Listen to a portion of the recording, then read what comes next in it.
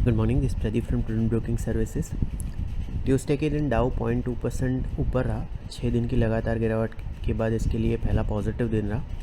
हालांकि S&P 500 और nastic में 0.2% और 0.1% की गिरावट दिखी गई। यहाँ पे फेड चेयर पॉवेल ने कहा कि इन्फ्लेशन में कोई फर्दर प्रोग्रेस नहीं हुई है और एक हॉकिश स्टेटमेंट रहा। इसके चलते यूएस के 10 year treasury yield 6 basis point बढ़ के 4.669% पे चले गए।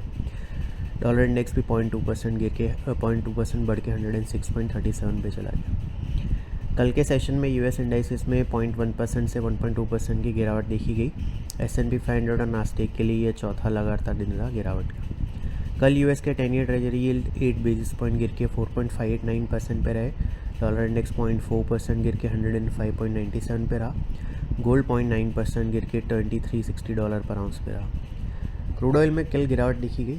इजराइल की तरफ से अभी तक कोई रिटेलिएटरी मेजर नहीं आए हैं ईरान के ख़िलाफ़ और इसी के चलते WTI क्रूड 3.1% गिर के 82.69 पे, ब्रेंट फ्यूचर्स 3% गिर के 87.29 पे रहे।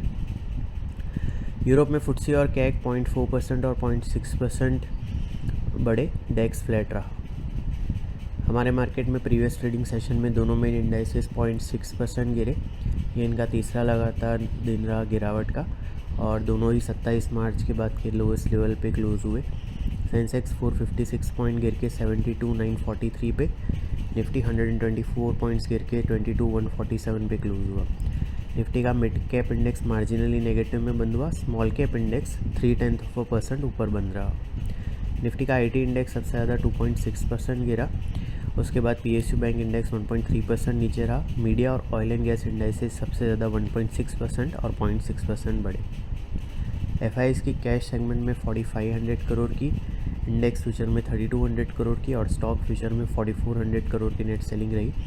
डोमेस्टिक इंस्टीट्यूशन की 2000 करोड़ की नेट बाइंग रही। रुपी 9 पैसे डेप्रीशिएट होकर 83.54 पे क्लोज हुआ। IMF ने इंडिया का FY25 का GDP growth forecast 30 basis point से बढ़ा के 6.8% किया है।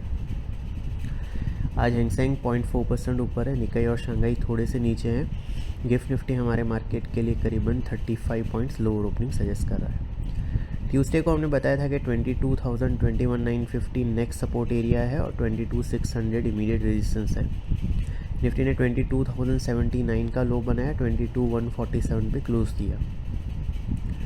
22,000 21,950 जहाँ पे एक राइजिंग चैनल फॉर्मेशन का लोअर एंड प्लेस्ड है, वो next down side support area के तौर पे कंटिन्यू कर रहा है। 22,500 पे इमीडिएट रेजिस्टेंस है आर्ली चार्ट्स में। इन्फोसिस, बजाज ऑटो और HDFC लाइफ आज क्वार्टरली रिजल्ट अनाउंस करेंगे। सिक्योरिटीज़ मार्केट में इन्वेस्टमेंट बाजार जोखिम के अधीन है। डिटेल डिस्क्लेमर के लिए www.prudentbroking.com/disclaimer.aspx को विजिट करें। Thank you.